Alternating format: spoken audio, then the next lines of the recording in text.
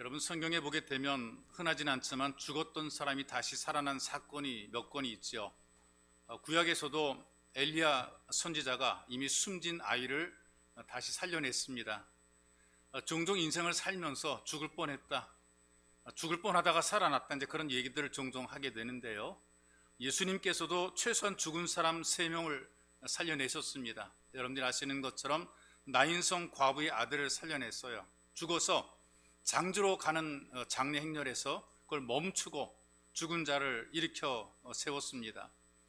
회당장 야이로의 딸을 살려냈죠. 온 동네에 소문이 나서 사람들이 집에 모여 통곡을 하게 될 때에 잔다라고 하면서 그 아이를 일으켜 살려냈었습니다. 또 나사로를 살려내셨어요. 죽어서 사흘이 지났습니다.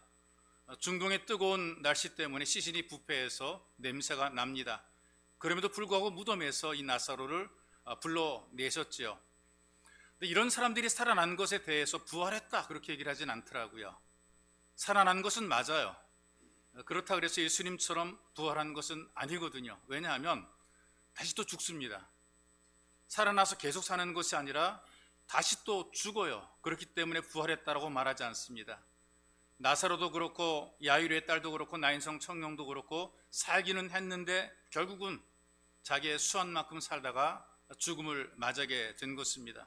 예수님께서는 부활하셔서 죽지 않고 하나님의 나라로 승천하셨습니다. 이걸 우리가 부활이라고 얘기를 하는 것이죠. 예수님이 재림하실 때에 모든 성도가 부활하게 됩니다. 이때 부활은 예수님과 함께 죽지 않고 하나님 나라에서 영원히 함께 살기, 이것을 우리가 부활이라고 하는 것이죠. 그래서 기독교 신앙에서 성도들에게 갖고 있는 가장 큰 소망이 있다면 부활입니다. 그 부활이 없다면 우리의 신앙이 헛되다, 우리의 믿음도 헛되다, 전도하는 것도 헛되다 그랬어요. 예수를 믿으며 살아갈 때에 부활이 없다면, 이 부활에 대한 확신과 신앙이 없다면, 이런 부활의 그 확신이 우리에게 주어지지 않으면 이것이 거짓이면 예수 믿는 것이 헛된 것이고, 전도하는 것도 거짓된 것이고, 또 우리의 모든 믿음들이 전부 다 헛되다 이렇게 얘기를 했단 말이죠. 이 그리스도의 복음이 전 세계에 퍼진 것은 다른 것이 아니라 부활의 능력 때문입니다. 그런데 그 당시에 이 부활을 증거해야 될 제자들은 다 도망가 버렸어요.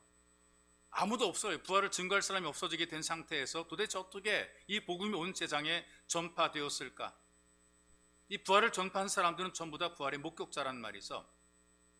이 땅에 사람들이 살아가면서 양보하지 않은 진리가 있더라고요. 양보를 절대 안 하는 그런 진리가 있어요. 그게 어떤 거냐면 내 눈으로 내가 직접 본 것, 내가 분명한 의식을 가지고 확인한 것, 내가 경험한 것, 이거 누가 뭐라 그래도 이거는 확실하게 믿더라고요. 남들이 다 아니라 그래도 내가 봤는데, 내가 봤다는데, 내가 들었는데, 내가 분명히 내가 손으로 내가 다 만지고 확인했는데, 이게 경험되고 확인된 사람들은 다른 사람이 아무리 아니라 그래도 그 사람은 분명히 믿어요. 이 복음이 증거된 것도 목격자에 의해서 증거되고 전파된 것이죠. 우리들에게 예수의 부활을 전해준 이 말씀을 성령의 도우심으로 지금 우리가 믿고 있습니다. 처음에는 기록도 없었잖아요. 전해지는 이야기를 듣고 믿은 것이죠. 그러다가 입에서 입으로 전해주는 그 목격자들이 하나씩 둘씩 죽어가는, 진짜 본 사람들이 죽어가는 거예요. 진짜 목격한 사람들이 사라지게 되는 거예요. 그렇다면 이제 시간이 지나게 되면 모든 목격자들이 전부 다 죽게 됩니다. 그럼 누가 이 부활을 힘있게 증거해 줄 것인가? 그래서 이 본 것과 들은 것과 사실 그대로를 증거해 줄 기록이 필요한 것이죠. 그래서 이 성경이 기록된 것입니다. 이 제자 가운데 가장 나이가 어린 사도가 요한이란 말이죠. 자기가 목격하는 것을 가장 자세하게 기록을 해 놓았어요. 특별히 자기가 목격했던 이 부활의 사건에 대해서 누구보다 분명하고 자신 있게, 확신 있게 전하게 됩니다. 그래서 요한복음 후반부로 가게 되면 본 것을, 자기가 확실한 것을, 목격한 것을 기록했기 때문에 다른 복음서보다 더 길고 확실하게 기록이 되어 있습니다. 이렇게 기록된 것들이 지금 우리들에게 전달되고 우리들까지 부활의 증거자가 되게 한 것이죠. 그래서 이 복음서에서 부활을 목격한 증인들이 이 우리에게 전해진 이 말씀을 받고 들을 때 이것을 믿는 사람들은 전부 다 이 부활의 증인이 되고 부활의 목격자가 됩니다. 그렇다면 그 당시에 부활을 목격했던 증인들은 누구냐? 그 첫 번째는 바로 로마의 군병들이 부활을 증언합니다. 이들은 누구냐? 예수를 못 박아 죽인 사람들이거든요. 유대인들은 로마의 통치를 받는 식민지였기 때문에 사형의 집행권이 로마로부터 파송된 총독에게 있었던 것입니다. 그래서 사형의 집행도 아무나 하는 것이 아닙니다. 로마의 군병들, 현역 군인들이 이 사형을 집행한단 말이죠. 예수를 십자가에 못 박아 죽인 사람이 누구냐? 로마의 군병들이에요. 아무나 막 이 사형 집행하는 것이 아니에요. 그렇다면 그들이 예수를 죽인 장본인입니다. 예수를 직접 그들이 못 박아 죽였단 말이죠. 그런데 이 사람들이 예수님이 살아났다는 것을 믿으면 안 될 사람들이거든요. 어떻게 지들이 못 박아 죽인 사람들 확인 사살까지 했잖아요. 옆구리에 창을 찔러서 완벽하게 죽음을 확인하고 그 시신을 내줬단 말이죠. 그렇다면 예수님이 부활했다는 소식을 전하면 안 되고 믿어도 안 된단 말이죠. 이 말을 흘리게 되면 큰일 나는 겁니다. 왜? 자기들의 손으로 죽인 사람이, 자기들이 사형시킨 사람이 살아났다? 그 직무를 제대로 못한 것 아니고 안 하는 것 아니겠어요? 이 사람들이 오히려 자기들이 체벌을 받게 되는 것이죠. 책임들을 자기가 다 져야 되고 문책을 받게 된단 말이에요. 오히려 자기들이 형벌을 받을 위기에 있단 말이죠. 그런데 그럼에도 불구하고 예수님께서 다시 살아났다라고 제일 먼저 말하는 사람들이 바로 로마의 군병들이에요. 이거 말하면 안 되는데 지들이 본 것을 말하지 않을 수 없어서 말했단 말이에요. 마태복음 18장에 보니까요, 무덤을 지키던 병사들이 자기들이 목격한 내용을 대제사장에게 가서 사실대로 말하는 거예요. 그리고 대제사장은 찾아온 이 로마의 병사들에게 많은 돈을 주면서 허위 증언을 하도록 매수하게 됩니다. 그때나 지금이나 똑같은 것 같아요. 돈 주고 매수하는 거, 허위 증언하게 만드는 거. 어떻게 매수하느냐? 니들이 밤에 잠잘 때에 예수의 제자들이 와서 이 시신을 도둑질해 갔다, 훔쳐갔다 이렇게 얘기를 해라. 이렇게 오더를 했어요. 군병들이 제사장을 찾아가서 예수의 부활 사실을 알리는 것은 이유가 있습니다. 왜냐하면 어떤 사건이 발생할 때 누구한테 알려야 되냐? 상관한테 알려야 되고 자기의 직수상관한테 가서 알려야 되는 게 군인의 임무란 말이죠. 근데 생각해 보세요. 자기들이 보초를 서는 그 동안에 사형 집행으로 죽은 사형수가 살아나서 사라져버리고 말았어요. 이걸 어디다 얘기합니까? 이걸 자기 직속상관에게 말할 수 없단 말이에요. 다 책임질 수밖에 없단 말이죠. 그러니 이 죽은 자가 살아난다는 말도 안 되는 이걸 목격해놓고 이걸 어디다 말할 데가 없는 거예요. 죄수도 제대로 지키지 못했다고 형벌을 받게 되는 거죠. 그래서 직속상관에게 가지 못하고 제사장에게 가서 중재 역할을 해달라고 부탁하는 거예요. 우리가 본 게 이건데 이거 어떻게 하면 좋겠냐? 너희들이 좀 이걸 좀 우리 중재를 역할을 좀 해야 되겠다라고 이 로마의 병사들이 유대의 대제사장들을 찾아가서 부탁을 하고 있는 것이란 말이죠. 나름대로 살 길을 찾은 거예요. 어떻게 우리가 이 위기를 모면할 것인가? 이걸 찾아간 것이란 말이죠. 그러니 제사장이 돈을 주면서 그들에게 안심을 시키는 말이 어떤 것이냐? 마태복음 28장에 기록이 되어 있더라고요. 이 말이 총독에게 들리면 우리가 권해서 너희로 근심하지 않게 하리라. 이렇게 얘기를 하는 거예요. 무슨 말이냐면요, 우리도 권한이 있다. 종교적인 권한이 있기 때문에 이 충분히 총독과 거래 가능하다. 너희들쯤 충분히 목숨을 보장해 줄 수 있을 만큼 우리도 그런 권한 정도는 가지고 있으니 안심해라. 너희들한테 해가 되지 않도록 할 테니 그러나 너희들은 우리가 시키는 대로 해야 된다. 이 죄수를 지키지 못한 이 경비병들을 구해주는 것은 할 수 있지만 돈 많이 줄 테니까 거짓 소문을 모두에게 퍼뜨려 달라 그랬어요. 그래서 그 로마의 경비병들이 거짓말하는 대가로 돈도 받고 살 길도 챙긴 것이죠. 군인들이 나가서 이렇게 소문냅니다. 예수의 제자들이 와서 시체를 훔쳐갔다. 그 소문 때문에 결국 지금까지도 부활을 믿지 못하는 사람들은 이렇게 얘기를 합니다. 예수의 제자들이 와서 시체를 훔쳐갔다. 근데 여러분 이걸 기억하셔야 됩니다. 내가 직접 보고 내가 직접 듣고 내가 직접 경험한 이 사실에 대해서는 반드시 언젠가 진실을 말하게 돼 있어요. 내가 봤는데, 내가 확인했는데, 내가 경험했는데 이걸 갖다가 거짓으로 지금은 말하고 있지만 그러나 시간과 세월이 지나게 되면 바른 말 한다니까요. 자기 아내에게, 자기 자녀들에게, 누군가에게, 내 친구에게 신뢰만한 그 누군가에게 이 말을 하게 돼 있단 말이죠. 지금은 소문을 냈어요, 거짓으로. 그런데 가까운 지인들에게는 예수님께서 살아났다 이 말을 한단 말이죠. 소근거린단 말이죠. 사실은 말이야, 살아났어. 우리가 봤단 말이야. 이 말을 하게 돼 있어요. 여러분 그 어린 아이들이 있는 동화 가운데 임금님 귀는 당나귀 귀라는 동화가 있거든요. 이거 사람의 심리나 속성을 아주 적나라하게 밝혀준 그런 그 동화입니다. 왕의 이발사가 있었어요. 이 왕의 머리를 다듬다가 임금님 귀가, 왕의 귀가 당나귀 귀인 것을 목격을 하게 됩니다. 왕이 엄하게 경고를 하죠. 내 신체의 비밀을 말하면 넌 죽는다. 이 사람 말을 못하는 거죠. 죽으니까. 제가 본 것을 말하지 못하는 거죠. 그래서 사람들에겐 절대로 말하지 않았어요. 왜? 살기 위해서. 그런데 내가 본 것을 말 안 하면 내가 죽을 것만 같은 거예요. 밥맛도 없죠. 잠도 없죠. 인생 사는 게 재미도 없죠. 그런데 목숨은 부지해야 될 거 아니겠어요? 어떻게 합니까? 땅을 파고 땅 속에다 대고 온 힘을 다해 외칩니다. 임금님 귀는 당나귀 귀다. 뭔가 어디다가라도 말을 해 내가 좀 속이 좀 풀어지고 살 것만 같은 거예요. 그래서 땅 속에 굴을 파고 땅 속에다가 그냥 속에 있는 걸 본 대로 느낀 대로 사실 그대로 토해냈단 말이죠. 거기서 대나무가 자라갑니다. 대나무가 바람이 불 때마다 소리를 내죠. 임금님 귀는 당나귀 귀다. 동네 사람 다 알더니 온 나라 사람이 다 알게 됐단 말이죠. 여러분, 우리가 알고 있는 것들은 말하게 돼 있어요. 이건 비밀이야. 너만 알면 돼. 네, 아닙니다. 절대 속지 마세요. 너만 아는 비밀은 없습니다. 그렇게 말하는 순간부터 벌써 비밀은 깨지게 되어 있습니다. 너만 아는 비밀이 어디가 있습니까? 다 알려지게 되어 있죠. 알면서 모른 척하고 있는 것뿐입니다. 그 당시 유대인들의 무덤 문화는 그 납골처럼 굴을 파가지고 시체를 뒤로 놓는 그런 문화란 말이죠. 그리고 큰 돌을 굴려가지고, 그러니까 웬만한 사람으로서는 이 돌을 굴려서 움직이는 게 힘들 정도의 큰 돌을 굴려서 그 무덤의 문을 막아 놓는단 말이죠. 그리고 새벽에도 우리가 묵상했던 것처럼 돌의 문을 봉인해 버려요. 빨간 딱지 붙여놓는 거나 마찬가지죠. 그리고 거기다가 경고문이 붙었겠죠. 누구든지 이 돌문에 손을 대는 자는 형벌을 받게 된다. 빨간 딱지 띄는 사람이 형벌 받게 돼 있어요. 제사장들이 경비병들을 요청했어요.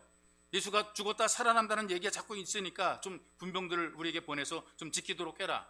그러니까 이 제사장들이 그런 권한이, 그런 어떤 빌라도 총독과 서로 어떤 협상할 수 있는 어떤 그런 힘이, 권력이 있는 거란 말이에요. 군병 좀 빌려줘. 그러니까 군병들을 빌려줬어요. 이 당시에 로마 군인들의 보초 규례가 4명씩 6시간마다 교대하는 거예요. 4명씩 6시간마다 교대하라는 거죠. 철통 같은 그런 경기 현장을 누가 감히 건드려요? 누가 감히 침투해서 누가 감히 그걸 훔쳐갈 사람이 있겠어요? 예수님의 제자들이 훔쳐갔다? 여러분 성경 보시게 되면 예수님의 제자들은 그 시간이 어디 있는 줄 아세요? 죽을까봐 다 도망가 버렸어요. 다 어디 도망가서 문 닫고 다 숨어 있는 거란 말이죠. 겟세마네 동산에서부터 이미 벌써 사라진 지 며칠째 행방불명이 돼버리고 어디 가는지 찾지는 못하는 거, 다 도망가 버려가지고 죽을까봐.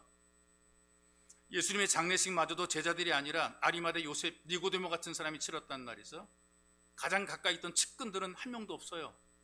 참 이게 세상의 인심일 수 있어요. 측근들, 좋을 때는 그냥 같이 붙어있던 측근들이 어려움과 고난 당하니까 다 떨어져 나가버리고 마는 거죠. 예수님의 운명은 금요일 오후 3시에 되어진 사건이고, 그 3시 이후로부터는 안식이 시작되죠. 토요일은 하루 종일 누구도 오는 날 무덤에 올 수 없어요. 유대인들은 움직이지 못하게 돼 있거든요. 만약에 그때 누군가 무덤에 가까이 오게 되면 안식일을 범한 자이기 때문에 율법 재판에 회부되거나 돌에 맞아 죽어도 변명할 이유가 없단 말이죠. 근데 성경에 보니까 그래서 안식 후 첫날 새벽이라 그랬어요. 오늘 새벽 되는 거죠. 새벽에 여인들이 무덤을 보러 갔다, 그렇게 기록했단 말이죠. 그러니까 로마의 경비병들이 철통까지 지킨 것이 오히려 예수님의 부활의 증거가 되는 거예요. 로마의 군병들이 지키지 않았다면, 예수님의 제자들이 그 무덤에서 밤을 새웠다면, 시체를 훔쳐갔다 그래도 사실은 본 사람이 없는데 할 말이 없을 거 아니겠어요. 그런데 부활을 증거하면 안 되는 바로 그 사람들이 자기들의 입으로 예수의 부활을 처음 말하게 된 것이죠. 이게 바로 예수의 부활의 확실한 증거입니다. 또 중요한 사실은 이런 사실을 알게 된 바로 여러분들도 부활의 증인이라는 사실입니다. 그러니 여러분 살아갈 때에 부활의 증인답게 예수 믿는 성도가 되시기를 주의 이름으로 축복합니다. 그리고 이 빈 무덤이 바로 부활을 증명하고 있잖아요. 빈 무덤. 요한이요, 예수님 당시의 그 무덤 상황에 대해서 자세한 기록을 남겼어요. 성경에 나타난 소문 중에 하나가 시체 훔쳐왔다는 것 아니겠어요? 도둑질에 갔다면 생각해 보십시다. 어떻게 도둑질 하겠습니까? 차근차근 그 로마의 군병들이 지키는데 얼마나 그 철통 같은 경비망이 있는데 눈 깜빡할 사이에 경비병들을 피해서 무덤을 막아놓은 그 돌문을 옮겨야 돼요. 이 돌문을 옮기고 실을 꺼내야 되니까요. 경비병들이 잠깐 어떻게 화장실 간 사이에 잠깐 밥 먹으러 간 사이에 어쨌든 옮겨놨다 칩시다. 잽싸게 들어가가지고 시신을 얼른 안고 도망가야 되잖아요. 그래야 빨리 자기가 산단 말이죠. 근데 무덤에 들어가 보니까 거기에 예수를 감쌌던 그 세마포가 그대로 놓여져 있다 그랬어요. 머리를 쌌던 수건이 세마포랑 함께 놓이지 않고 다른 곳에 개켜 있더라 그랬어요. 개켜 있더라. 여러분, 시체를 훔쳐갔다면 그걸 개켜놓을 시간이 있어요. 여러분들이 그런 그 심리적으로 볼 때에 뭔가 남의 것을 내가 슬쩍해 가지고 갈 때 어떻게 그냥 다 정리해놓고 가져가겠어요? 빨리 잽싸게 들고 튀어야 되는 거 아니겠습니까? 근데 거기 보니까요, 훔쳐가기도 급박한 그런 순간인데 예수님의 옷은 빨래해서 옷장에 넣어놓는 것처럼 그렇게 잘 정리가 된 상태가 되었단 말이죠. 그 정도로 안정된 상태의 무덤인 거예요. 예전에 그 뉴스에 이런 뉴스가 나왔어요. 어떤 사람이 롯데 호텔 회장의 아버지 무덤을 파가지고 뼈를 훔쳐갔어요. 막 뉴스에 나 누구냐 도대체 인간이. 그래가지고 막 수소문해가지고 범인을 잡았어요. 잡기는 잡았는데 너 왜 그랬냐? 왜 재벌의 무덤, 재벌 아버지의 무덤을 파헤쳤냐 이렇게 얘기를 했더니 소문이 막 돌더래. 어떤 소문이냐? 재벌의 아버지이기 때문에 거기 보물이 많이 들어있을 것이라고 하는 소문을 많이 들었다는 거죠. 그래서 팠다는 거예요. 파보니까 아무것도 없더래요. 자기는 보물이 있을 것으로 팠는데 아무것도 없어요. 얼마나 열받고 화가 나는지, 그걸 팔려고 얼마나 고생했고 얼마나 마음 졸였고 얼마나 시간을 투자했고, 그런데 겨우겨우 파보니까 아무 뼈다귀밖에 안 나오는 거예요. 그래가지고 에이 모르겠다, 이 뼈다귀라도 가져가자 그래가지고 그 뼈다귀를 가져가서 왜 가져갔냐? 돈 뜯으려고. 네 아버지의 뼈를 내가 가지고 있다, 돈 내놔라, 이거 하려고 뼈다귀를 훔쳐간 거란 말이죠. 이 도둑의 목적이 뭐냐 하면 그 부자 집안의 돈을 노린 것이란 말이죠. 지키는 사람 아무도 없거든요. 지가 산에 올라가서 무덤을 파서 꺼내낸 것이란 말이죠. 그런데 여러분, 이 당시의 분위기가 어떤 분위기냐? 로마의 병사들이 예수님이 마지막 입었던 옷까지 제비 뽑아서 가져갔어요. 그 정도로 옷이 귀하단 말이죠. 근데 그 귀한 옷이 그대로 잘 정리가 됐어요. 옷을 낼름 가져가는 게 맞거든요, 훔쳐가려면. 근데 옷은 잘 정리가 되어 있는 것이란 말이죠. 여러분, 사람이 죽어서 장사를 지날 때에 땅속에 묻히게 되면 한 4, 50년 지나게 되면 뼈도 없을 정도로 삭아버려요. 다 흙으로 돌아가게 되어 있습니다. 근데 우리 예수님께서는 금요일 오후 3시부터 안식일 다음 날까지 시간으로 따지게 되면 한 36시간 정도가 되는데 그 시간에 예수님의 시신이 무덤에 없는 것입니다. 자, 빈 무덤은 두 가지밖에 없더라고요. 어떤 거냐면은 자녀들이, 부모님들이 돌아가시면 장례를 지내기 위해서 미리 무덤을 준비하죠. 미리 무덤을 사놓는 거예요. 뭐 납골 땅도 사놓기도 하고 뭐 땅을 사놓기도 하고 뭐 미리 준비하는 거예요. 이건 비어 있어요. 아직까지 안 돌아가셨으니까 돌아가시면 갖다 이제 거기다 매장을 하거나 납골묘에 안치하기 위해서 미리 사놓는 것은 비어 있는 거란 말이죠. 그 또 한 가지는 예수님 무덤입니다. 예수님 무덤 이에 빈 무덤은 두 가지밖에 없는 거예요. 자식들이 미리 사놨거나 아니면 예수의 무덤이거나. 지금도 뭐 골고다에 가보게 되면, 이스라엘 성지순례 해보게 되면 뭐 거기가 확실한지 아닌지는 분명히 알 수 없지만 예수의 무덤이 있었다고 하는 장소가 보존되어 내려온다 이렇게 얘기를 하더라고요. 그런데 예로부터 예수님의 부활이 사실이 아니다라고 반론을 제기한 설들이 있습니다. 예수님이 어떻게 죽었던 사람이 어떻게 살아? 그 뻥이야. 그 뻥이라는 사람들이 하는 말이 뭐냐? 네 가지 설을 만들어. 첫째로 얘기했던 것처럼 시신 도난설이 있어요. 제자들이 훔쳐가서 다른 데 묻고 살았다고 거짓말했다, 그런 설. 두 번째는 환상설이, 환상설. 예수를 따르던 제자들이 너무나 예수를 그리워하다가 환상 중에 나타난 그 예수를 보고 살아났다라고 말하는 것이다. 그러니까 너무나 그리우면 꿈속에도 막 나타나고 막 그러잖아요. 그 사람이 보고 싶으면 잠자는 꿈속에도 나타나고 진짜 환상처럼 막 눈에 보여준단 말이죠. 그래서 이 환상을 보고 예수님이 살아났다라고 주장을 한다더라, 그런 설. 그 다음에 또 세 번째는 졸도설이, 가사설 또는 졸도설이 있는데요. 십자가에서 예수는 완벽하게 죽은 게 아니었다. 온 몸에 피 흘리고 옆구리에 창에 찔려서 로마의 군병들이 확인 사살까지 했음에도 불구하고 완벽하게 죽은 것은 아니고 약간 숨이 붙어 있을 때에 내려놨기 때문에 그 굴 속의 시원한 공기로 인해서 다시 정신이 돌아왔다. 그래서 살아났다. 예수님이 2단 옆차기로 돌문을 굴러내고 열심히 달려서 거기를 탈출했다. 이게 이제 가사설이란 말이죠. 이게 가당키는 한지 모르겠어요. 신화설은 뭐냐 하면 실제 인물도 없고 십자가에 매달린 일도 없고 처음부터 끝까지 꾸며낸 이야기다, 그렇게 소문을 퍼뜨리는 거다, 이제 그렇게 얘기를 하고요. 마지막 한 가지는 바꿔치기입니다. 바꿔치기.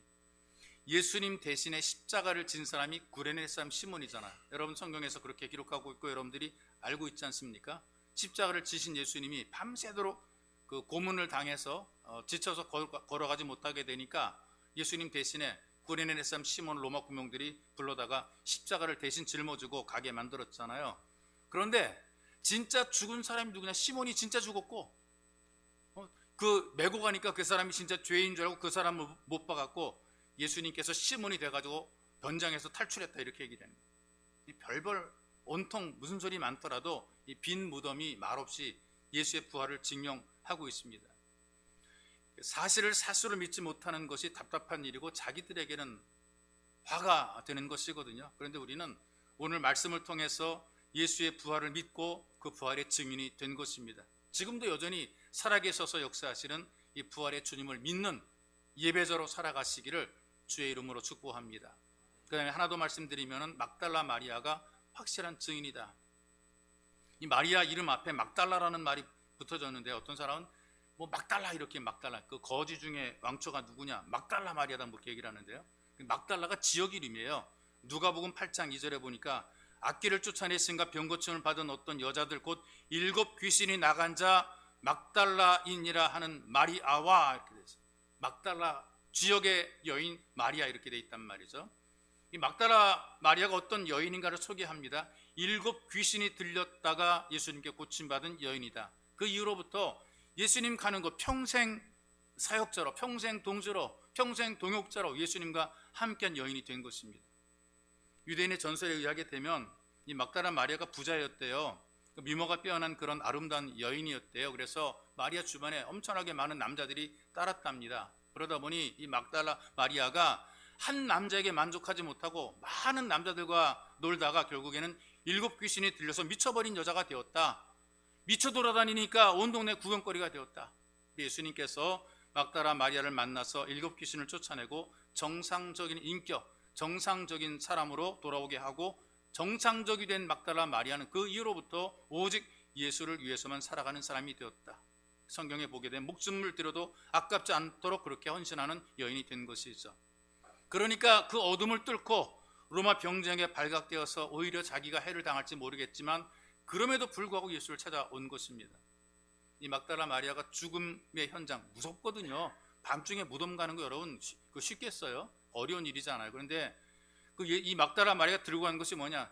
죽은 사람을 위해서 뭔가 쓰고자 하는 향품, 더 오래 썩지 말라고 향품, 이걸 들고 지금 달려가는 거죠. 예수님이 살아났다 부활 꿈에도 생각하지 못하고 지금 가고 있어요.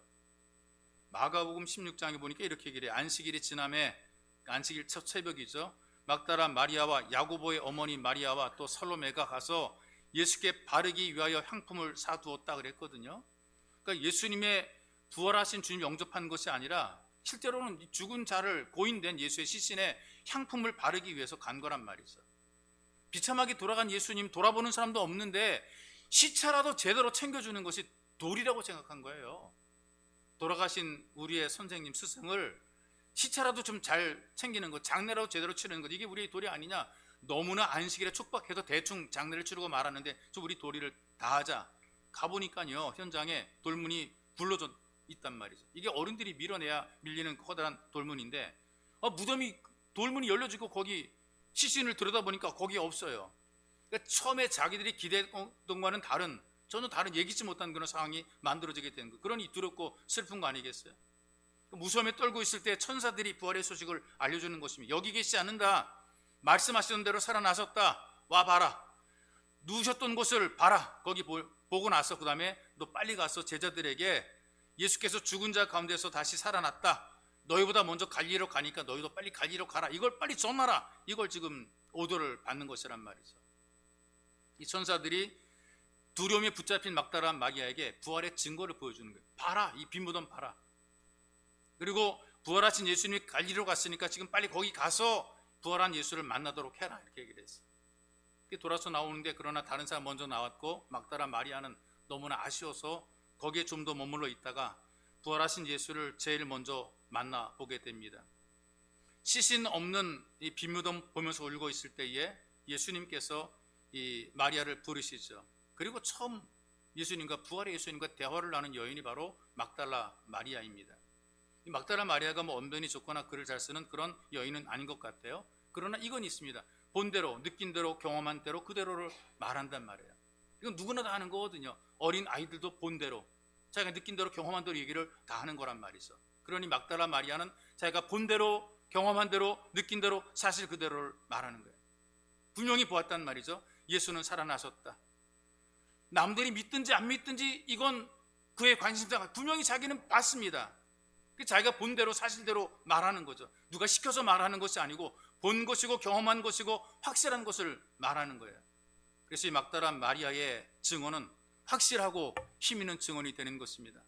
다른 누구보다 이 막달라 마리아가 부활에 대해서 말하는 것은 확실한 거예요. 나는 분명히 죽은 예수를 보았고 나는 그 예수를 장례를 치렀고 그런데 지금은 내가 분명히 살아난 예수를 보았다. 당신들이 믿든지 안 믿든지 그건 나의 관심사가 아니다. 나는 부활의 예수를 만났다 라고 지금 얘기를 하는 것이 막달라 마리아의 증언이에요. 우리들이 말하는 증언, 어떤 증언에 힘이 있으려면 목격자가 돼요. 목격자가 돼야 되는 거란 말이죠. 여러분들은 그런 목격자입니까? 하나님 말씀을 통해서 부활의 현장을 목격한 목격자가 되는 것이죠. 증인들의 이야기, 확실히 본 증인들의 이야기를 들은 그리고 확인한 목격자인 것입니다. 그런 의미에서 오늘의 성도들은 부활의 현장을 목격한 증인의 삶을 살아가야 되는 거예요. 오죽하면 로마의 군병들이 예수의 부활에 대한 목격자 아닙니까? 우리는 뭔지 모르지만 그러나 우리가 아는 사실은 예수는 살아났다. 내가 죽였지만 그는 살아났다. 이게 로마 군병들이 증언하는 거예요. 막달라 마리아도 얘기를 하잖아요. 나는 예수님의 장례를 치른 장본인인데 그런데 그는 분명히 살아났다. 나는 그를 보았다. 우리는 허다한 증인들이 예수의 부활을 정하는 메시지를 듣습니다. 그들의 메시지가 복잡한 거 아니에요. 예수는 부활하셨습니다. 나는 부활하신 예수를 목격했습니다. 근데 지금 이 시대도요, 안 믿는 사람, 안 믿으려고 하는 사람들은 들어도 안 믿고 보아도 안 믿고 안 믿으려고 그래요. 믿는 사람들은 목격자, 증인들이 하는 그 말을 듣고 믿습니다. 나는 부활을 목격했습니다. 예수님은 부활했습니다. 이렇게 전해주는 말을 그대로 믿습니다. 누가 뭐라고 해도 여러분들은 부활의 목격자로 증인된 삶을 살아가시기를 주님의 이름으로 축복합니다. 살아계신 하나님, 주께서 우리들에게 은혜를 베푸셔서 말씀을 통해 확실히 부활한 사실을 증명해주는 증인들의 목격담을 듣게 하시고 예수의 부활을 확인하게 도우시니 고맙고 감사합니다. 원컨대 아버지, 우리가 부활의 목격자, 부활의 증인이 되어서 이 땅을 살아갈 때 평생을 부활의 증인으로 살게 하시고 이 부활을 통해서 우리가 소망 중에 거하도록 도와 주옵소서. 보배로우신 예수님의 이름으로 기도하옵나이다. 아멘.